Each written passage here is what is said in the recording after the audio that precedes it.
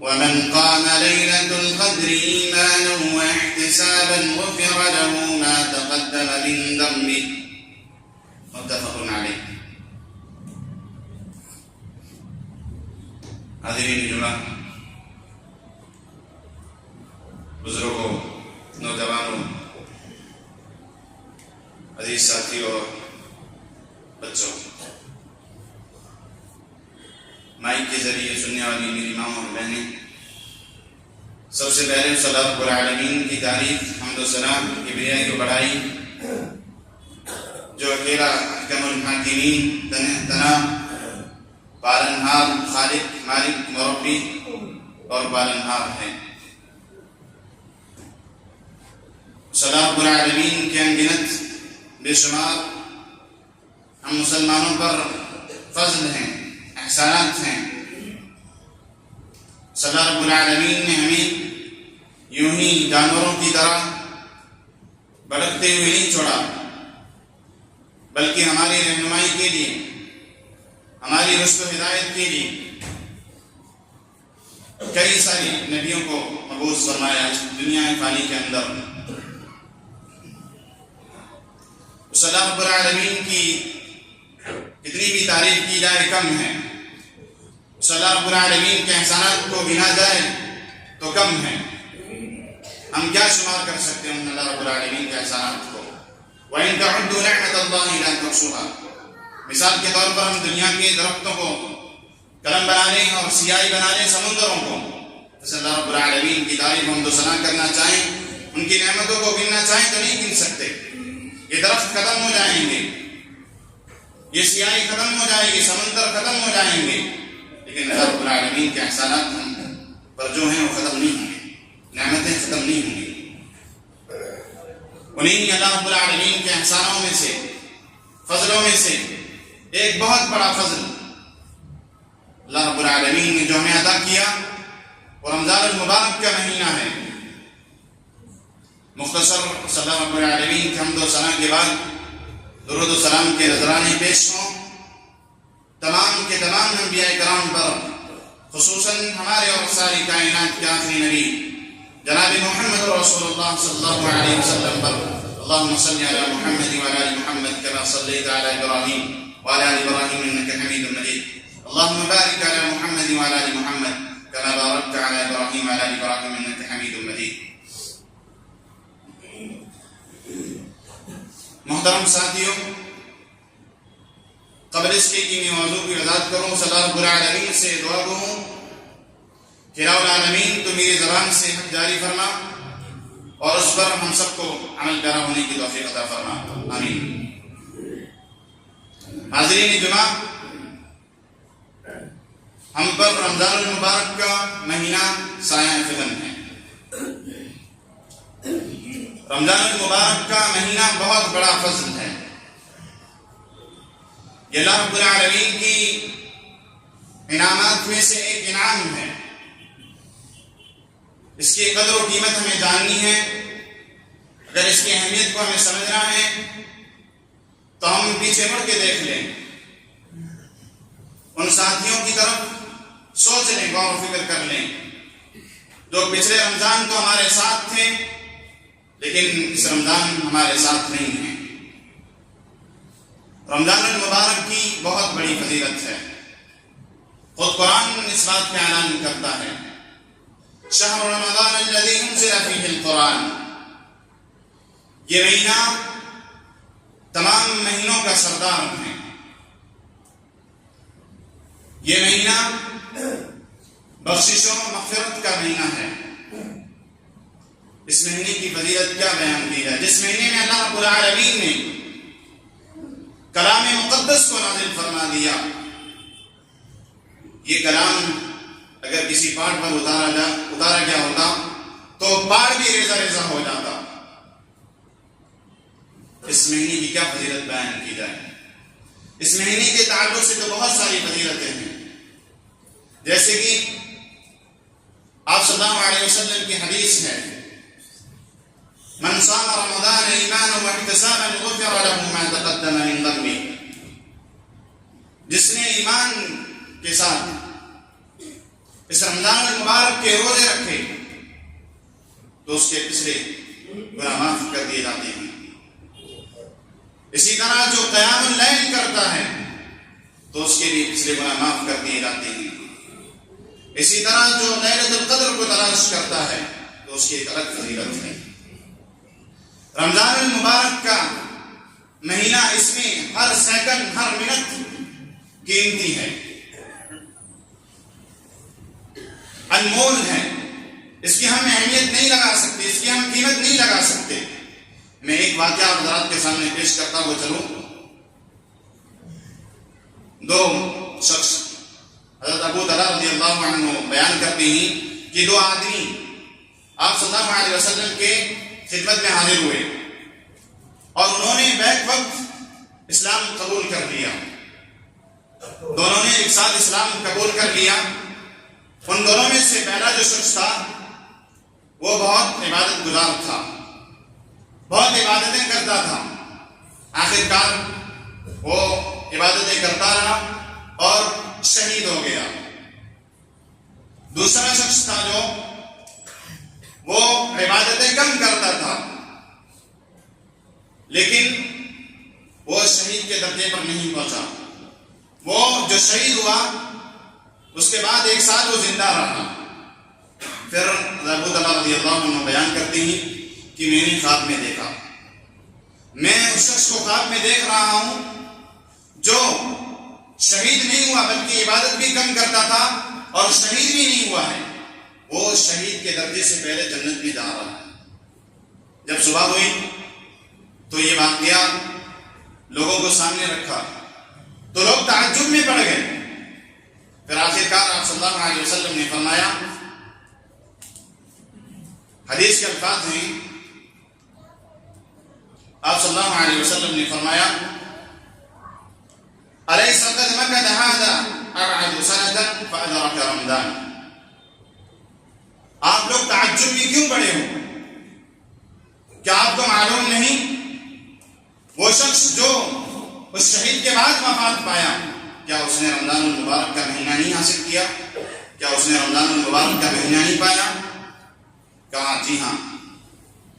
تو اسی رمضان المبارک کے مہینے میں اس نے نمازیں بھی ادا کی، قیام اللیل بھی کیا اور رمضان المبارک کے روزے بھی رکھے۔ اس کی بدولت اللہ رب العالمین نے اسے جنت میں پہلے داخلہ فرما دیا۔ اور جنت میں کتنی دوری تھی ان دونوں کے درمیان؟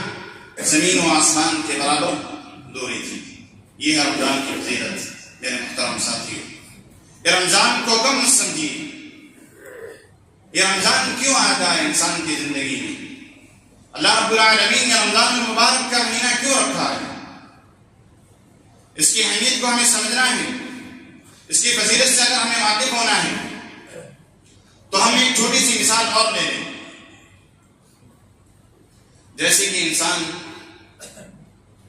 کوئی انڈا ہے، وہ اگر باہر سے خالی ہو، باہر سے خراب ہو، اگر گر جائے زمین پر تو خراب ہو جاتا ہے، پھر وہ استعمال میں کام نہیں آتا ہے، بیکار ہو جاتا ہے۔ اسی طرح انڈا بھی اگر اندر سے خراب ہو تو بھی وہ استعمال میں کام نہیں آتا ہے، وہ خراب ہو جاتا ہے۔ اسی طرح اگر ہم رمضان المبارک کے روزے رکھ رہے ہیں، بظاہری عمل تو ہمارا ہے، ہم رمضان المبارک کے روزے رکھ رہے ہیں، کھانا پینا ترک کر رہے ہیں، صبح سے لے کر شام تک نہ کھانے کو چھو رہے ہیں نہ پینے کو چھو رہے ہیں، لیکن باطنی اگر ہمارا روزہ نہیں ہے تو ہمارا روزہ کسی کام نہیں۔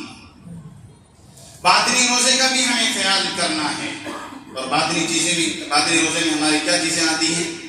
جیسے کہ جھوٹ، چغل خوری، وعدہ خلافی، غلط باتیں، فحش گوئی، گالی گلوچ اور نہ جانے کتنی ایسی باتیں ہیں۔ انٹرنیٹ کے ذریعے فحش باتیں شیئر کرنا، یہ سب روزے میں خلل پیدا کرتی ہیں۔ ایسے روزے کی ایسی بھوک و پیاس کے اللہ رب العالمین کو کوئی ضرورت نہیں ہے۔ اور روزہ آتا ہی اس لیے ہے تاکہ ہم تقوی حاصل کریں۔ اور تقوی کیوں حاصل کیا جاتا ہے؟ تقوی حاصل کرنے کا مقصد کیا؟ انسان کے دل کے اندر اللہ رب العالمین کا ڈر پیدا ہو اس کا مقصد صرف ہے اس دنیا کے اندر اللہ رب العالمین سے دعائیں استغفار کرتا رہے اور اس دنیا آخرت میں وہ نجات پا جائے. اور ہمارا اصل مقصد بھی یہی ہے. ہم اس دنیا کے اندر آئے ہیں تو ہمارا صرف مقصد یہی ہے، یا تو ہمیں جنت مل جائے یا تو جہنم. ان دو چیزوں کے علاوہ ہمارا کوئی ٹھکانہ نہیں ہے. اللہ رب العالمین ہم سب کو جہنم کی عذاب سے بچائے، جنت الفردوس میں اعلیٰ مقام عطا فرمائے. اور اصل کامیابی بھی یہی ہے، جیسے کہ خود اللہ رب العالمین نے کلام پاک کے اندر ارشاد فرما دیا، فمن زحزح عن النار وادخل الجنة فقد فاز وما الحیاة الدنیا الا متاع الغرور. انسان کے لیے اصل کامیابی یہی ہے کہ اسے جہنم سے بچا لیا جائے اور جنت الفردوس میں داخل کر دیا جائے. ہم جنت و جہنم کا تذکرہ سنتے ہیں لیکن ہمیں کچھ احساس نہیں ہوتا ہے. ہم جہنم کو معمولی سمجھتے ہیں. جہنم انتہائی خطرناک چیز ہے. میں کچھ مثالیں آپ حضرات کے سامنے پیش کرتا ہوا چلتا ہوں. دنیا کی مثالیں، مثلا دنیا کی آگ کسی انسان کے اندر 5 سیکنڈ رکھی جائے تو انسان برداشت نہیں کر سکتا ہے. اسی طرح آگ کو بھڑکایا جائے کسی روم کے اندر، لکڑیاں جمع کی جائیں اور آگ جلائی جائے تو انسان اس کی تبیض کو بھی برداشت نہیں کر پاتا ہے. تو یہ انسان جلاتا ہے آگ، اس کی کیفیت ہے. کل قیامت کے دن کوئی انسان آگ نہیں جلائے گا بلکہ خود اللہ رب العالمین اس آگ کو بھڑکائے گا. اس آگ کے اندر اگر انسان کو پھینکا جائے تو انسان کا کیا حال ہوگا؟ انتہائی خطرناک آگ ہوگی. یہ دنیا کی آگ سے 70 گنا زیادہ وہ آگ بدتر ہے. اسی طرح جہنمیوں کو کیا دیا جائے گا جس کا ہم نام بھی لینا پسند نہیں کرتے ہیں. جیسے کہ مثلا ہمارے جسم کے اندر پھوڑا نکلتا ہے، اس کے اندر سے پیپ نکلتی ہے، اس کو ہم ہاتھ سے بھی صاف نہیں کرتے ہیں. یا تو ہم کپڑے سے صاف کریں گے یا تو کاغذ سے صاف کریں گے اور اس کا ہم نام لینا بھی پسند نہیں کرتے ہیں. والعیاذ باللہ. اس دن جہنمیوں کو پلایا جائے گا، کون پسند کرے گا اس کو پینا؟ انتہائی خطرناک چیزیں ہوں گی جہنم میں. اسی طرح انتہائی خطرناک سانپ اور بچھو ہوں گے. اگر وہ دنیا کے اندر پھونک مار دیں تو کوئی درخت بھی نہ ہوگے. اگر اس کی چنگاری دنیا کے اندر گر جائے تو پوری دنیا جل کر راکھ ہو جائے.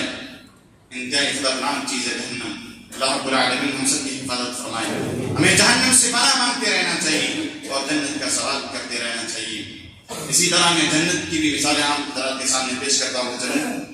ہم دنیا کی پھل فروٹ دیکھتے ہیں، قیمتی پھل دیکھتے ہیں تو کتنی خوشی محسوس ہوتی ہے، کتنی لذت حاصل کرتے ہیں.